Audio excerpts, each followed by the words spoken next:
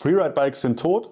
Nein, nicht ganz, denn mit dem Ghost Poacher möchte der süddeutsche Hersteller zeigen, dass wirklich noch einiges Leben in der 180 mm Kategorie steckt. Wir haben das Full-Party-Modell hier hinter mir in schickem Silber im Bikepark, aber auch auf unseren Hometrails getestet und dabei erstaunliche Uphill-Qualitäten festgestellt. Deswegen bleibt auf jeden Fall dran für alle Details zum Rad und die Testeindrücke.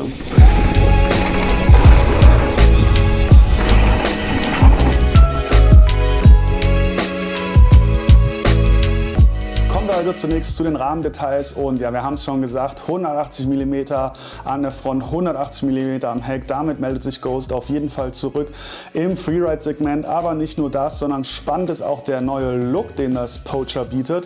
Und das liegt unter anderem am Traction Link 3.0 Hinterbau. Der besteht, man kennt es eigentlich von Ghost schon, aus einem einteiligen Hinterbau, der über zwei Links mit dem Hauptrahmen verbunden ist. Aber die Anordnung ist auf jeden Fall anders als bei den bisherigen Bikes.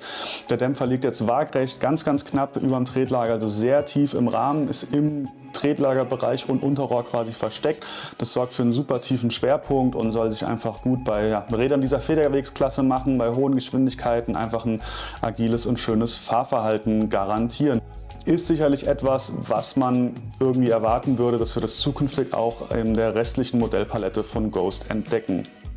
Damit hört es natürlich nicht auf, sondern der ganze Carbonrahmen ist einfach sehr modern designt, sehr kantiger Look, deutliche Abweichung von den bisherigen Rädern von Ghost. Viele Sichtkanten von der Seite, schlank und dynamisch, von oben ziemlich wuchtig und fett. Das liegt unter anderem an der Level 5 Zertifizierung nach der DIN EN 17406 Norm. Die gilt unter anderem für Downhill-Bikes und ja, bedeutet, man kann auf jeden Fall im Bikepark fette Sprünge senden mit dem Poacher. Dafür ist es gemacht. Hat auch eine Freigabe für Doppelbrückenfedergabeln. Da können bis zu 200 mm an der Front gefahren werden. Und indem man einen Spacer im Dämpfer austauscht, kann man den Federweg am Heck auf 190 mm aufbocken. Ansonsten muss man auch sagen, es wird jetzt niemanden wundern, es handelt sich um ein Mallet-Bike, das bedeutet 29 Zoll Vorderrad und 27,5 Zoll Hinterrad, soll den idealen Kompromiss aus Laufruhe und Wendigkeit bieten. Obwohl das Poacher natürlich irgendwie vor allem im Bikepark zu Hause sein wird, hat es auf jeden Fall auch Toureneigenschaften. Dafür spricht nicht nur der ziemlich steile Sitzwinkel, auf den ich gleich noch zu sprechen kommen werde, sondern auch etwa die Befestigungsmöglichkeit für einen Flaschenhalter auf dem Unterrohr. Ein Rahmenstaufach sucht man vergeblich, darauf wurde absichtlich verzichtet laut Ghost, um eben diese Level 5 Zertifizierung zu erreichen, um einen möglichst stabilen Rahmen zu haben. Und ist natürlich klar, ein großes Loch im Unterrohr wäre da nicht zuträglich. Und außerdem gibt es noch einen Tool-Mount unter dem Oberrohr, also auch nochmal so eine Flaschenhalteraufnahme, wo aber keine Flasche dran passt, sondern eine Halterung für einen Schlauch oder ein Werkzeug. Ein Werkzeug muss man da nicht unbedingt dran bauen, denn das Full-Party-Modell, das wir getestet haben für 8.000 €, kommt direkt mit einem XLC Multitool im Gabelschaft, das alle Imbusgrößen bietet und an Torx-Größen, die es an dem Rad zu finden gibt, und außerdem einen Kettennieter. In Sachen Geometrie lässt sich auf jeden Fall sagen, Ghost bietet 4 Größen an, insgesamt von S bis XL. Die sind alle relativ lang. Größe S hat schon 435 mm Reach, in Größe XL sind es dann deutlich über 500 mm. Mit 1,83 m Körpergröße habe ich dazu Größe M gegriffen. Die hat je nach Flip-Chip-Setting, den gibt es nämlich auch noch, kommen wir gleich zu, 466 bis 471 mm Reach.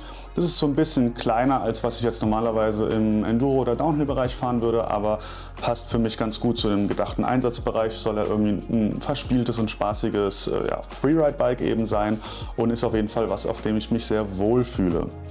Besagter Flip-Chip versteckt sich in der oberen Umlenkwippe und der hat vor allem Einfluss, ja, ich habe es schon gesagt, ein bisschen auf den Reach, das ist aber nicht so die Absicht, sondern eigentlich auf den Lenkwinkel, und den kann man da eben zwischen 63,5 und 64 Grad einstellen. Auch die Tretlagerabsenkung variiert dabei von 7 bis 14 mm und außerdem gibt es 2 Kettenstrebenlängen, und zwar in Größe S und M 439 mm, in L und XL 444 mm, und super wichtig ist auf jeden Fall der Sitzwinkel, der liegt nämlich bei so ungefähr 79 Grad. Das ist wirklich super steil, also für ein Freeride-Bike sowieso, auch für einen Trail- oder Enduro-Bike wäre das ein sehr steiler Wert. Ist auf jeden Fall ein bisschen auffällig und hat uns auf jeden Fall die Frage in uns aufkommen lassen, wie das Rad sich wohl im Uphill schlagen würde. Bevor ich dann zu den Testeindrücken komme, noch schnell ein paar Worte zur Ausstattung. Und zwar, ich habe es schon gesagt, ich habe das Ghost Poacher Full Party Modell getestet. Das ist die Vollgasversion für 8.000 € und die hat auf jeden Fall einiges zu bieten. Komplettes RockShox Ultimate Fahrwerk bestehend aus ZEP und dem Vivid Air Dämpfer. Dazu ein SRAM GX Axis Transmission Schaltwerk mit 12 Gängen, elektrisches Schaltwerk. Ja, Downhill-Laufräder aus dem Hause DT Swiss, die FR 1500, Continental Kryptotal-Reifen hinten in der Downhill-Version, vorne die etwas dünnere Enduro-Karkasse und SRAM Maven Silver Bremsen, auch super bissig, da ist man auf jeden Fall bereit für richtig viele Tiefenmeter. Dazu ein Truvative Cockpit und eine Trans-X Sattelstütze, die lässt sich im Hub verstellen und bietet in der von mir getesteten Version bis zu 210 mm Hub. Kommen wir also zum wirklich spannenden Teil, und zwar den Testeindrücken, und da möchte ich für ein Freeride-Bike vielleicht so ein bisschen ungewöhnlich mit den Uphill-Eindrücken anfangen und fragen, ja, Uphill mit einem Freeride-Bike, geht es eigentlich? Und im Fall vom Ghost Poacher muss man ganz klar sagen, ja, das geht, und zwar wirklich sehr, sehr gut. Und es liegt unter anderem an der Geometrie. Durch diesen wirklich sehr, sehr steilen Sitzwinkel sitzt man sehr aufrecht, kommt auch steile Anstiege problemlos hoch. Dazu kommt ein relativ flaches Cockpit, das ich persönlich sogar ein bisschen höher setzen würde für die Downhill-Eigenschaften, aber es war noch auf einer Höhe, die für mich akzeptabel war und ist auch irgendwie was man relativ einfach tauschen kann. Aber dadurch sitzt man eben aufrecht, hat viel Druck auf der Front, kommt gut steile Anstiege hinauf. Für mich persönlich ist der Sitzwinkel schon fast ein bisschen zu steil. Mich hat es teilweise im Downhill so ein bisschen gestört, dass der Sattel sehr, sehr weit vorne ist, trotz der Sattelstütze mit sehr viel Hub.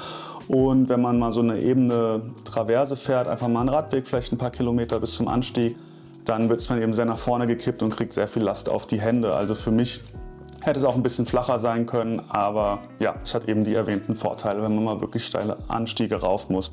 Dazu gibt es gefühlt auf jeden Fall einen relativ hohen Anti-Squat, also man merkt so richtig, wie der Hinterbau sich unterm Kettenzug versteift. Das heißt, es wippt wenig. Ich meine, bei 180 mm ist natürlich ein bisschen Bewegung drin. Man hat diesen Lockout, der im Fall von Vivid komplett hart ist. Also ich habe den höchstens mal auf eine Asphaltstraße reingemacht. Dazu kommt, der Hebel ist sehr weit unten und lässt sich relativ schwer umlegen. Also ich fand es ein bisschen hakelig und ehrlich gesagt tritt sich das Bike zu gut, um da jetzt bei jedem Uphill unten rumzufummeln. Das habe ich mir meistens einfach gespart und bin mit offenem Dämpfer glücklich den Berg hochgekommen.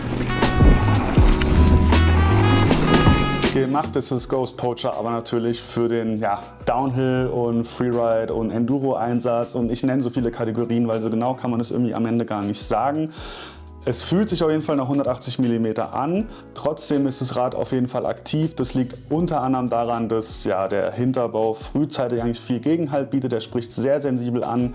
Es ist ein sehr schönes Bike auf Bremswellen und so weiter. Die saugt wirklich gut weg. Die Gabel und der Hinterbau harmonieren sehr gut miteinander.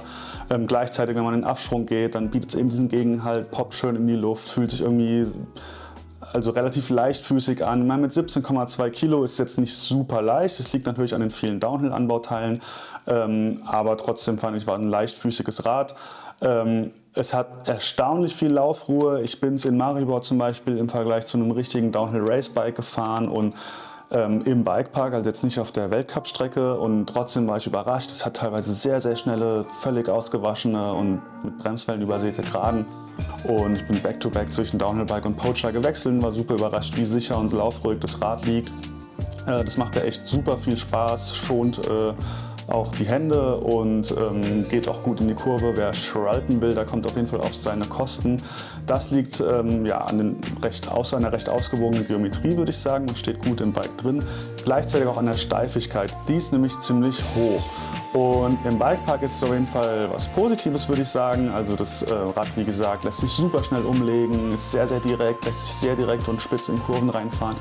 Auf technischen Trails wird es auf jeden Fall ein bisschen dadurch ausgebremst. Durch den sensiblen Hinterbau und die auch gut harmonierende Gabel kann man echt ziemlich am Gas hängen. Aber sobald es dann so off-camber wird, der Boden ein bisschen lose ist, merkt man dann schon, dass man so seitliche Schläge abbekommt und der Rahmen eben sehr wenig verzeiht, sehr, sehr steif ist und auch sehr direkt und dadurch vielleicht ein bisschen anstrengender, als man sich jetzt bei so einem Enduro-Racebike wünschen würde.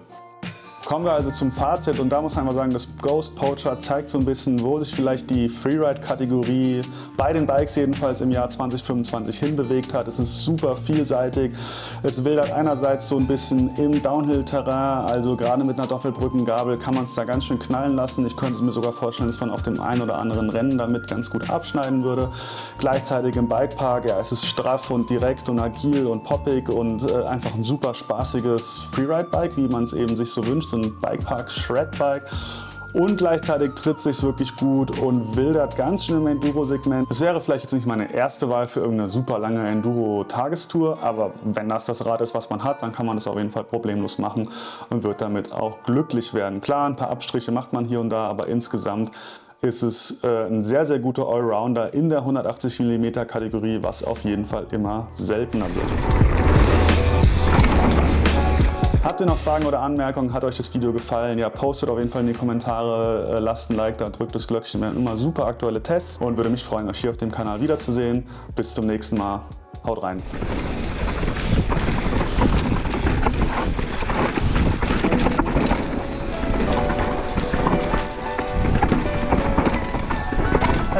Alles klar?